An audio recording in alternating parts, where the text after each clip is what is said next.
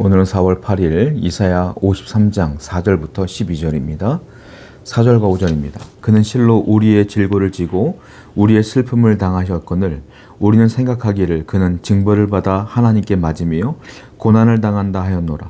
그가 찔림은 우리의 허물 때문이요 그가 상함은 우리의 죄악 때문이라. 그가 징계를 받음으로 우리는 평화를 누리고 그가 채찍에 맞음으로 우리는 나음을 받았도다. 이사야 선지자는 고난을 당하는 종의 노래를 통하여 예수님이 구원하실 것이고 그분이 나 대신 돌아가실 것을 예언하는 것을 보게 됩니다. 예수님은 죄가 없는 분이잖아요. 그런데 그 죄 없는 예수님이 나 대신 고난을 당할 것이다 라는 얘기를 하고 있는 거예요. 여기 보면 예수님께서는 뭐라고 했습니까? 그가 징계를 받음으로 또한 그가 채찍에 맞음으로 우리가 평안을 누리고 나음을 받는다라는 거예요. 여러분, 예수님이 여러분이나 저 대신에 징계를 받고 채찍에 맞음으로 우리가 평안을 누리게 되었고 나음을 얻게 되었어요. 이게 무슨 말입니까? 그분이 우리의 죄를 짊어지고 돌아가실 것을 예언하는 것입니다. 그리고 그분이 돌아가셔야지만 내가 평안을 누린다. 다른 말로 하나님과 나 사이에 화평이 이루어진다. 그리고 나음을 입었다. 죄인된 내가 이제 회복될 수 있다. 라는 원리를 얘기하고 있는 거예요. 그러니까 우리가 십자가를 생각하고 예수님을 생각할 때 감사가 당연히 나와야 되는 것이고 그 감사가 하루 이틀에 끝나는 것이 아니라 평생토록 감사하며 평생토록 십자가의 은혜를 기억하며 살아가야 되는 것, 그것이 성도의 의무이며 책임이며 삶이다라는 거예요. 오늘도 주님께 감사하십시오. 여러분들의 환경과 여러분의 상황 속에서 어떤 일이 벌어질지 모르지만 그것 때문에 원망하는 것이 아니라 이 십자가 때문에 감사하셔야 돼요. 이걸 생각하시는 사람들은 원망이 나올 수가 없어요. 오늘도 주님의 은혜에 감사하는 여러분 되기를 축원드립니다. 6절입니다. 우리는 다 양 같아서 그릇 행하여 각기 제 길로 갔거늘 여호와께서는 우리 모두의 죄악을 그에게 담당시키셨도다. 우리는 다 양이래요. 양이기 때문에 그릇 행하여 각기 제 길로 갔대요. 양은 각기 제 길로 가요. 왜냐? 양은 컨트롤이 안 됩니다. 양은요, 지멋대로 살아가는 존재예요. 여러분들은 항상 내 마음대로 내 뜻대로 살아가는 존재예요. 그러므로 여러분들은 양처럼 내 마음대로 내 뜻대로 살기 때문에 죄를 지을까요? 안 지을까요? 죄를 지을 수밖에 없는 존재예요. 인간은 늘 죄 가운데 거할 수밖에 없어요. 그런데 우리 양 같은 우리를 위하여 하나님은 죄악을 죄 없는 예수님께 담당시키셨도다 이 말이에요. 여러분, 사실을 내가 죄를 지으면 내가 책임을 지면 되죠. 사람들 그렇게 생각해요. 내가 죄를 졌으니까 내가 지옥 갈게. 안 믿는 사람들은요, 제가 전도했을 때 예전에 그렇게 말하는 분도 있었어요. 그래, 넌 천국 가. 나는 내가 죄를 졌으니까 지옥 갈게. 됐어? 그리고 제가 말하는 복음을 안 듣는 사람이 있었어요. 저는 그 말을 듣는 순간 가슴이 철렁 내려앉았어요. 저 무서운 말을 그냥 아무렇지도 않게 하네? 그래, 내가 죄를 졌으니까 내가 책임질게? 여러분, 잘못된 말이에요. 무슨 말입니까? 인간은 죄를 지어서 죄의 책임을 지어서 죄를 해결할 수 있는 능력이 없어요. 내가 죄를 지어서 지옥불에 떨어지는 건 그냥 죄의 결과야. 그거는 내가 죄를 책임진 게 아니야. 당연히 하나님의 원리 가운데는 죄를 지었으면 지옥에 가는 거야. 그 죄의 원리예요. 인간은 죄를 책임질 수 없고요, 해결할 수 없어요. 그 죄 문제를 해결할 수 있는 유일한 것은 죄가 없는 예수님이 나의 죄를 짊어지시고 대신 돌아가신 것, 그것이 유일한 해결책인 거예요. 인간이 죄를 짓다가 세상 떠난 건 그냥 죄의 결과인 것 뿐이에요. 그런데 예수님은 이 죄의 해결을 위해서 이 땅에 오셨고 그분이 대신 내 죄를 담당하셨고 돌아가셨어요. 그러니까 이것이 얼마나 감사한 것이냐. 그리고 주님을 우리가 그러므로 신뢰하며 의지하며 평생을 살아야 되지 않겠느냐라는 것이죠. 오늘도 나의 죄를 짊어지시고 돌아가신 예수님을 의지하십시오. 그분께 감사하십시오. 7절입니다.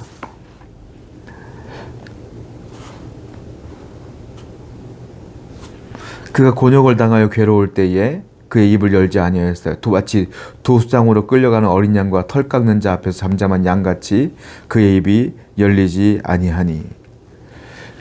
예수님은 양들이, 우리가 이제 TV나, 우리는 대한민국에서 양을 키우는 경우가 없으니까요. TV 다큐멘터리 같은 거 보면 양을 털을 깎을 때 보면 끌고 가잖아요.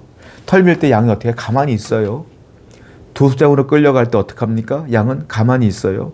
그리고 순식간에 양은 죽게 되는 것입니다. 털을 깎이게 되는 것이죠. 마치 예수님께서 죄를 담당하시는 그 모습이 이 양처럼 잠잠히 순종하는 모습과 같다라는 거죠. 주님은 순종하셔요. 자, 여기서 하나님과 예수님의 역할 분담이 나와요. 무엇일까요? 하나님은 우리를 너무 사랑하신 거야. 그래서 우리를 구원하시기 원하시는 거예요. 가만히 있으면 다 지옥불에 떨어지니까. 그래서 당신의 아들 예수님을 이 땅에 보내신 거예요. 이게 하나님의 사랑이에요. 그런데 이 죄를 당신의 아들에게 다 짊어지게 해주셨어요. 근데 이때부터 주님의 역할이 중요해요. 무엇입니까? 예수님은 하나님이 그 죄악을 다 본인에게 짊어지게 했을 때, 십자가에 달려 죽게 했을 때 그걸 그냥 받아들이며 순종하더라. 마치 도수장으로 끌려가는 양처럼 순종하더라, 이 말이에요. 하나님은 사랑이고요, 예수님은 순종했어요. 하나님의 사랑과 예수님의 순종의 결합품이 뭡니까? 우리의 구원이다. 이 구원에는 하나님의 사랑이 가득한 결과물이에요. 예수님의 사랑이 가득한 결과물이 구원이에요. 사랑했기 때문에 순종하신 것이기 때문에 그랬습니다. 하나님이 그렇게 우리를 사랑하시는데, 주님이 그렇게 우리를 사랑하시는데, 우리가 주님을 사랑하는 건 당연한 것이죠.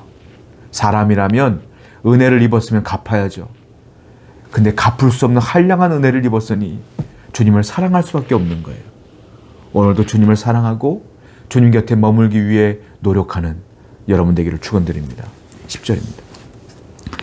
여호와께서 그에게 상함을 받게 하시기를 원하사 질고를 당하게 하신즉 그의 영혼을 속건제물로 드리기에 이르면 그가 씨를 보게 되며 그의 날은 길 것이요 또 그의 손으로 여호와께서 기뻐하시는 뜻을 성취하리로다. 하나님의 구원의 방법은 뭡니까? 그에게 상함을 받게 하신다. 예수님이 상하게 되는 것, 십자가에 죽게 되는 것, 이것이 하나님의 구원의 방법이에요. 그래서 그 예수님을 속건제물로 드리게 되는 것이다.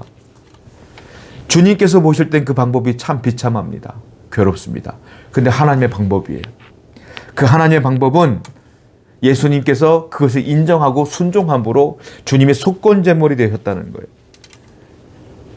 여러분, 그래서 나온 결과물이 뭡니까? 하나님이 그렇게 우리를 사랑하시고 예수님이 순종하여 나온 결과물이 뭐예요? 그 결과물이 저와 여러분이에요. 예수님의 십자가에 달려 돌아가심으로 나온 결과물이 바로 우리예요. 우리는 그러므로 하나님의 사랑의 결과물이에요. 예수님의 사랑의 결과물이야. 그 하나님께서, 그 예수님께서 우리에게 너 그러므로 선악과 먹지 말고 내가 말하는 모든 것들에 순종하며 살아라.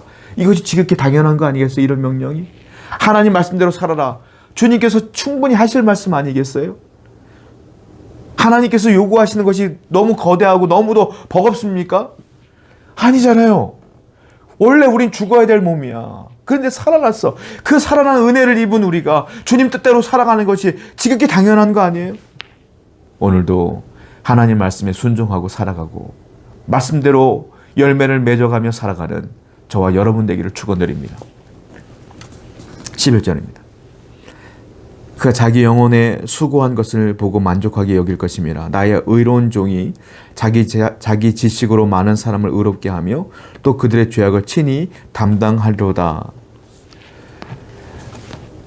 예수님이 십자가에 달려 돌아가셨어요. 그리고 예수님이 그 다음부터 무엇이 됐습니까?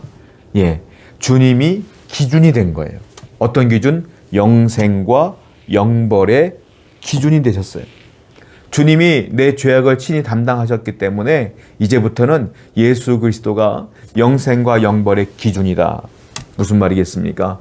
이 예수 그리스도의 십자가의 공로를 믿는 사람들은 영생이요, 그분을 믿지 않는 사람들은 영벌이라. 이제 그분만이 유일한 길이 됐고 기준점이 됐어요. 성도 여러분, 우리는 참 감사한 것은 이 세상을 떠나가기 전에 예수님을 믿었다는 사실에 감사한 거예요. 그래서 예수를 믿음으로 저와 여러분들은 이제 영생의 길로 들어선 겁니다. 안타까운 건 여러분들 가족 가운데, 지인 가운데, 사랑하는 사람들 가운데 아직도 예수를 믿지 않는 사람들이 있습니까? 기회가 있어요. 그 기회 가운데 복음을 전하세요. 예수님이 기준입니다. 예수를 믿어야만 돼요. 다른 기준 없어요. 예수님만이 유일한 통로예요. 그 복음을 증거하세요. 그리고 그분들도 함께 영생을 누리도록 우리가 노력하고 애써야 될 줄을 믿습니다. 기도하겠습니다. 하나님, 예수님의 사랑과 하나님의 사랑을 기뻐하고 감사하며 오늘도 주님의 사랑에, 은혜에 감격하여 살아가는 존재가 되게 하여 주시옵소서. 예수님의 이름으로 기도드렸습니다. 아멘.